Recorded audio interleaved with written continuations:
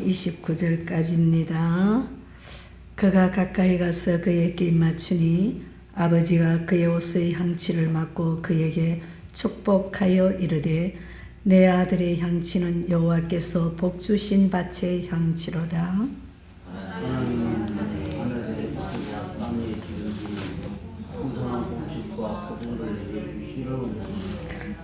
같이 합니다. 만민이 너를 섬기고 열국이 내게 굴복하리니 내가 형제들의 주가 되고 내 어머니의 아들들이 내게 굴복하며 너를 저주하는 자를 저주받고 너를 축복하는 자를 복받기를 원하노라.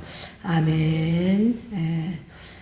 우리는 한 해를 보내면서 또한 오늘이 마지막 주일이고 마지막 날입니다.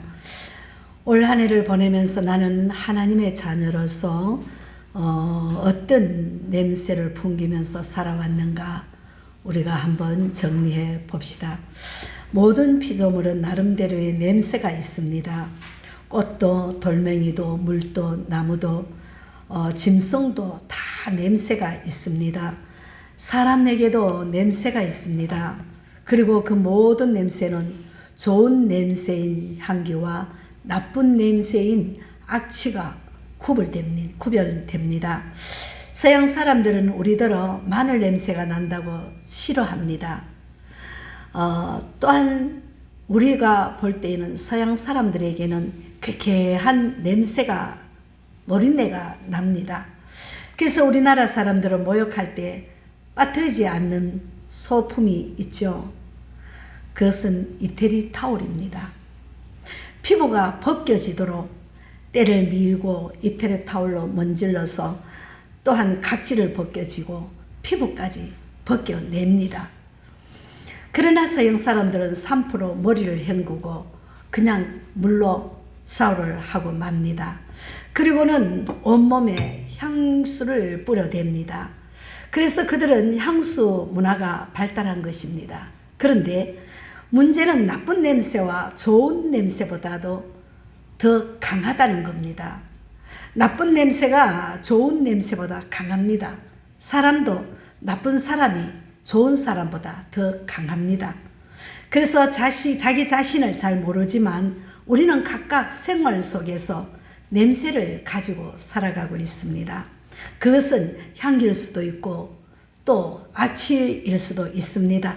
만일 나에게서 풍겨나는 냄새가 악취라면은 그것을 향기로 바꿔야 합니다.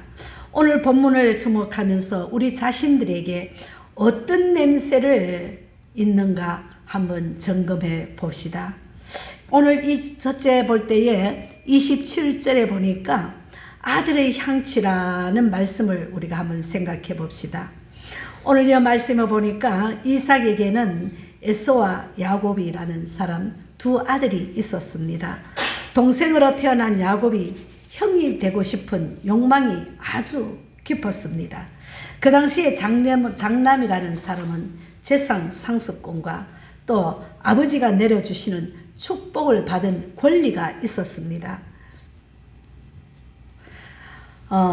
태어난 순서나 나이는 바꿀 수 없지만 야곱이로서는 형이 받은 축복과 권리를 빼앗고 싶은 충동이 일어섰습니다.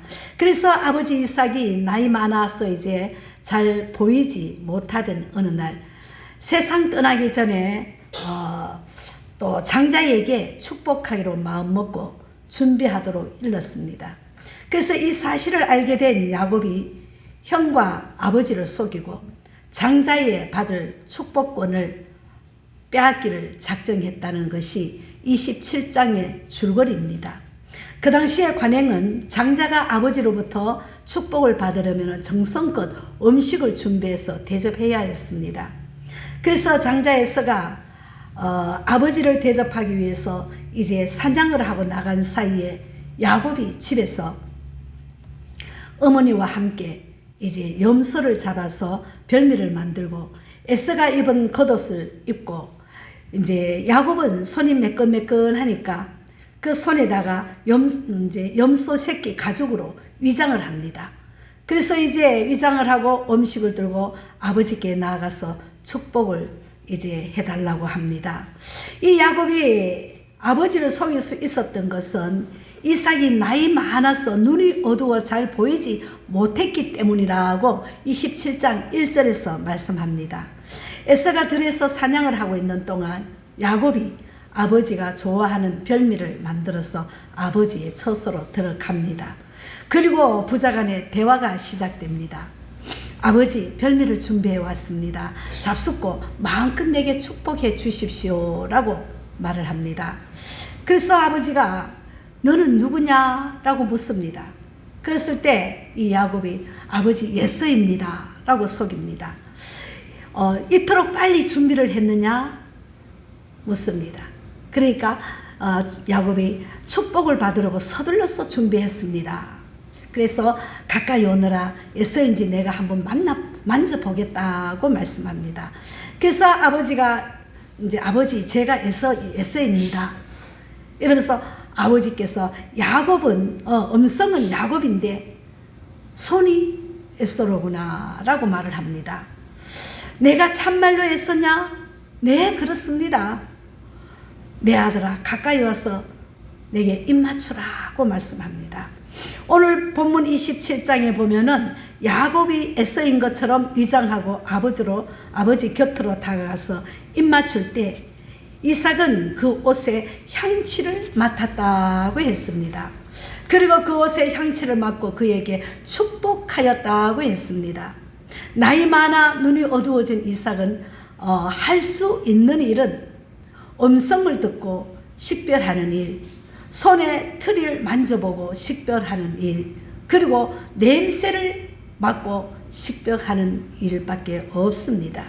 만일 그때 야곱이 풍긴 냄새가 야곱이 본래 가지고 있던 냄새였다면 정체가 탄로 났을 것이고 아버지의 축복을 받지 못했을 것입니다. 우리는 각각 자기 냄새가 다 있습니다. 지금까지 그 냄새를 풍기며 우리는 살아왔습니다. 그리고 그 냄새는 대부분 세상 냄새, 썩은 냄새, 악취들이었습니다. 내가 풍긴 악취 때문에 다른 사람이 코를 막아야 했습니다.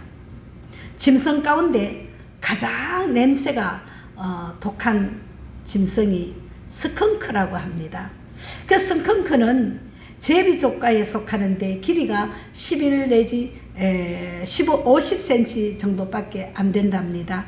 그런데 그 스컹크는 적의 공격을 받거나 위험에 처할 때에 항문 쪽으로 있는 그 항문 그 선으로 강력한 액체를 뿜어낸답니다. 그 발사해는 그 냄새가 3 내지 4cm 정도로 뻗어 나간다고 합니다. 그 액체가 다른 짐승 눈에 들어가면 일시적으로 눈이 마비되기 때문에 공격하지 못하게 됩니다. 그리고 그 냄새는 짐승들도 다 싫어하는 냄새라고 합니다. 사람도 체취가 있습니다. 체취는 주로 땀 냄새와 세균이 분해되는 그 풍기는 냄새가 엉켜서 난다고 합니다. 마늘을 먹거나 냄새나는 약을 먹거나 주사했을 때도 그 냄새가 참 많이 납니다. 제가 간혹 가다가 새벽 기도를 이래 오고 갈 때에 옆에 냄새가 참 많이 나서 이래 돌아보면은 언제든지 술 먹고 사람들이 뱉어놓은 그런 악한 냄새가 납니다. 그런데 오늘 본문의 이삭은 보니까 내 아들의 향취는 여호와의 복 주신 밭의 향취로다 라고 격찬을 했습니다. 여기서 말하는 향취는 무엇입니까? 그리스도의 행실을 뜻합니다. 우리는 행실을 통해 향기를 발해야 합니다. 그래서 올 한 해에 내 행실로 통해서 어떻게 그리스도의 향기를 발해야 했는지 우리가 깊이 한번 생각해 보아야 합니다. 바울은 고린도후서 2장 14절에서 이렇게 얘기를 합니다. 각처에서 그리스도를 아는 냄새를 나타내서는 하나님께 감사하노라고 했고, 또 15절에서는 우리는 구원 얻은 자들에게나 망하는 자들에게나 하나님 앞에서 그리스도의 향기라고 했습니다. 그 뜻은 믿는 자나 믿지 않는 자들에게 우리는 향기라는 말입니다. 향기가 뭡니까? 내 삶에서 우러나오는 향기입니다. 내 생활에서, 내 입에서, 내 모습에서, 내 인격에서 나타나는 행실을 말합니다. 그것이 향기라는 것입니다. 그 뜻을 믿는 자나 믿지 않는 자들에게 우리는 향기가 되어야 합니다. 그리고 16절에서는 사망에 이르는 냄새가 있고 생명에 이르는 냄새가 있다고 했습니다. 바울은 우리가 풍겨야 할 냄새를 예수 냄새라고 했습니다. 문제는 우리가 입고 있는 옷들, 그리고 우리가 행실을 썩은 냄새, 죽은 냄새를 풍긴다는 것입니다. 그런데 놀라운 사실은 하나님께서 우리들의 썩고 냄새나는 옷을 벗기시고 새 마포로 만든 옷을 입혀 주신다는 것입니다. 계시록 19장에 보면은 어린 양 예수와 함께 벌이는 축제 장면이 소개되고 있습니다. 그 19장 8절에 보니까 빛나고 깨끗한 새 마포를 입게 하셨은즉 이 새 마포는 성도들의 옳은 행실이라고 했습니다. 더 중요한 것은 그 새 마포는 어린 양의 피로 씻어 깨끗하게 한 것이라는 말씀입니다. 그리고 계시록 17장 14절에 보면은 어린 양의 피에 그 옷을 씻어 희게 하였느니라고 했습니다. 씻고 썩고 더럽고 악취나는 내 행실을 어떻게 깨끗하게 할 수가 있겠습니까? 어떻게 악취를 향기로 바꿀 수가 있겠습니까? 다만 예수 십자가 보혈로만 가능합니다. 예수 십자가 보혈이 없다면 우리의 행실이, 나의 삶이 깨끗하게 될 수가 없다는 말씀입니다. 구약 성경을 보면은 향 제조법이 나와 있습니다. 향은 하나님께 드리기 위해 만드는 향이 있고 사람이 사용하게 만드는 향이 있습니다. 그런데 하나님께 드리기 위해서 만든 향의 경우는 창세기 30장 25절에서 쭉 읽어보면은 하나님이 제정하신 법대로 만들어야 합니다. 반드시 소금을 쳐서 성결하게 해야 합니다. 소금은 참 좋은 제품입니다. 소금이 없으면은 안 됩니다. 우리가 이제 김장은 다 끝났죠. 배추가 싱싱하게 살아있을 때에는 아무 맛이 없습니다. 소금을 치고 또 절이고 또 절인 다음에 양념으로 절입니다. 몇 번이나 절여져야만이 그 김치의 맛을 냅니다. 그래서 소금이 들어가지 않으면 안 됩니다. 뭐든지 정결하게 하실 수가 없습니다. 그래서 성결하게 소금을 쳐서 성결하게 만들어야 합니다. 그리고 반드시 그것은 제사장이 만들어야 합니다. 불순물이 첨가되면 안 됩니다. 사람을 위해서 거룩한 향을 사용하면 안 됩니다. 반드시 하나님의 법도 아래서 하나님의 법 따라 이루어져야만 합니다. 그러나 에베소 5장 2장에 보면은 예수 그리스도를 뭐라고 표현합니까? 향기로운 제물이라고 했습니다. 그 뜻은 예수님이 가장 귀한 제물이며 가장 향기로운 제물이라는 것입니다. 예전에 제가 한번 오래전에 선물을 받은 것이 있는데 그 선물이 보니까 1922년 샤넬 향수라고 합니다. 그 1922년에 그 샤넬이라는 향수가 개발을 했답니다. 근데 그 후에 그 70년도에 샤넬 또한 19번을 또 개발했다고 합니다. 샤넬 5번 향수가 풍기지 못하는 그 부분을 보완해 만든 향수가 19번 향수랍니다. 그 향수가 최고 좋은 향수라는 겁니다. 요즘은 회사마다, 화장품 회사마다 좋은 향수를 만들어내고 있습니다. 향수는 옷이나 또 맥박에 띄는 이 양쪽 손목에다 뿌려서 또 목덜미에다가 또 부빕니다. 뭉칩니다. 그러면은 그 맥박이 뛰는 곳을 향해서 향수가 발휘한다는 것입니다. 그래서 향수는 옷에 뿌려도 얼룩지지 않고 방향이 되기 때문에 그 향이 오래 남지 않는 특성을 가지고 있답니다. 그러나 제 아무리 지방시나 아르마니나 사네리 향수가 사람의 인격과 삶과 그 향기를 나타내게 만들지는 못한다는 겁니다. 그러니까 나의 인격과 내 삶의 예수 그리스도의 향기가 더 강하다는 겁니다.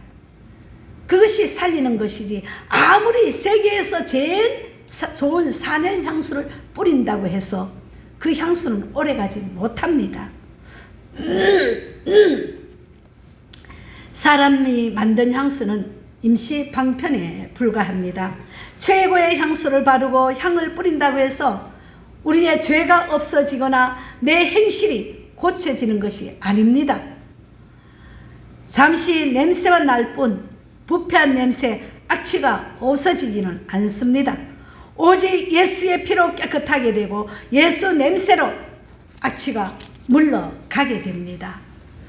그렇다면은 내가 예수의 향취를 나타내기를 원한다면은 어떻게 해야 됩니까? 어떤 전도사님이 그러더라고요. 대화 가운데서 점심을 먹으면서 내 자신을 다 이제 내려놓기를 했다 그러더라고요. 그래서